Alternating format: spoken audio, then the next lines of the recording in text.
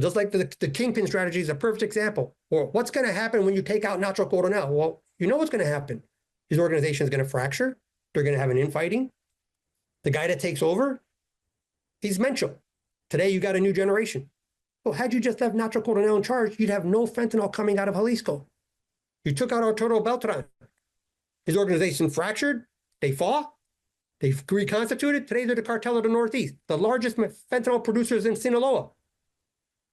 Had you just left Beltran in place, or Nacho Coronel in place, or Joaquin Guzman in place, you wouldn't have exacerbated the very problem you're trying to address.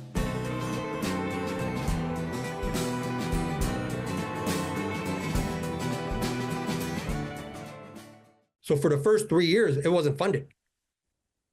And so it wasn't until that Army general came and saw it, he's like, man, replicate this, scale it all up. And, look, there's always going to be people with negative attitudes.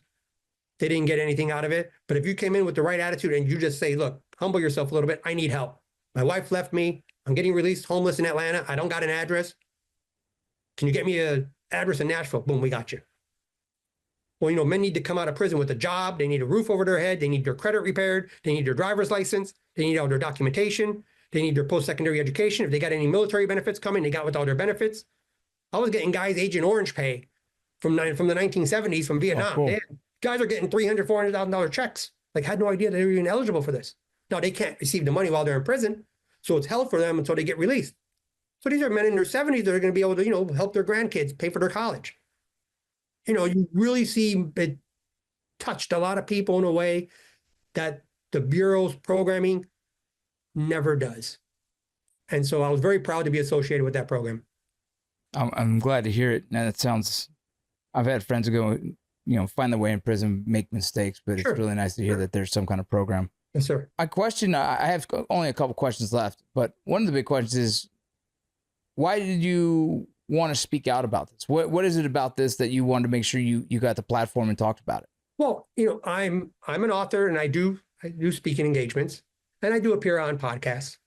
And I hope to get people to understand that we can prevail being a little bit more sophisticated. Work to outsmart your adversary.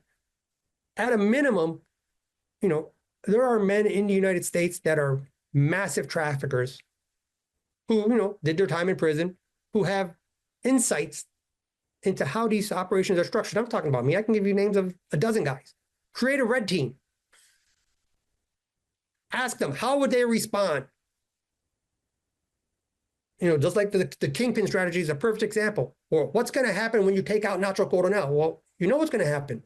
His organization is going to fracture. They're going to have an infighting. The guy that takes over, he's mental. Today, you got a new generation. Well, had you just left Nacho Coronel in charge, you'd have no fentanyl coming out of Jalisco. You took out Arturo Beltran. His organization fractured. They fought. They reconstituted. Today, they're the Cartel of the Northeast, the largest fentanyl producers in Sinaloa. Had you just left Beltran in place, or Nacho Coronel in place, or Joaquin Guzman in place, you wouldn't have exacerbated the very problem you're trying to address. So instead of defining situations narrowly, thinking, I'm going to get this guy, well, it's what's the consequences of getting this guy? Because whatever comes next, by definition, has to be worse. When you break up an organization's factions, each faction is going to fight for control. In Mexico, power is defined by access to corrupt political figures. To have that power, you need money. So now you've got 6 organizations rather than 1. And what are these 6 doing? They're all scrambling to raise capital. So what do they got to do? They got to flood the market. Every time you take out a kingpin, you flood the market. They got to raise capital to buy politicians, to buy hitmen, to buy weapons. You're incentivizing your opponent to do the very thing you're trying to stop. And that's why I would like to add that voice to the conversation, simply saying, look, of course our military can defeat these guys. But there's a much smarter way to move than creating circumstances where American citizens in Mexico could be at risk, American citizens in Southern California can be at risk, or in Southern Texas, or along the border in Arizona. I mean, this isn't Afghanistan. Now, their business model is they don't harm Americans, but those rules were in place before Predator drones were striking them in Guadalajara. last thing, is there any message you'd like to tell some of the young people that might be tempted or allured to the drug trade? You know, I've spoken with many groups of younger guys, and, you know, young men are always going to be attracted to, you know, fast cars, fast money, fast women. And so the initial part of the conversations, yeah, I go along with it. I talk some of the stories. Yeah, having a good time. But then I point out the fact that, look, it's not worth the 30-year sentence.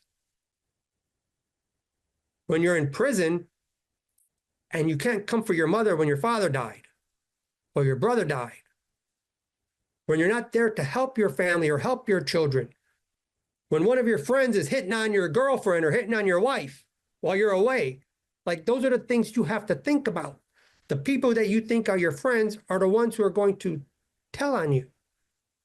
You know, I made the mistake following my arrest. I turned down 3 opportunities to cooperate. I'd have gotten 5 years. I turned that down because I'm protecting my friends. One of them was my best friend, Joey. 20 months into my pretrial custody, he flips on me. Like, what am I doing in jail protecting these guys? And then they cut my throat. Like, I should have just cut all their throats coming in the front door. I'd have been home in 2000 rather than in 24. And so those are the lessons I try to express to the younger guys. Like, hey, it's all fun and games when you've got the money. I get it. The cars, the money, the women. Believe me, I understand. I fell into that trap.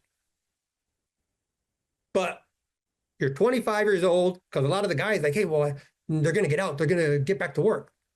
Like, they got another run in them. I said, are you insane? You're looking at a mandatory minimum 20 years on a second offense. I got a 30-piece on a first offense. Now, granted, it's because of a significant amount of product, but at a minimum, it's 20. Even for some broke dick joker, it's 20 because of a prior conviction. I said, are you prepared to do 20 over what?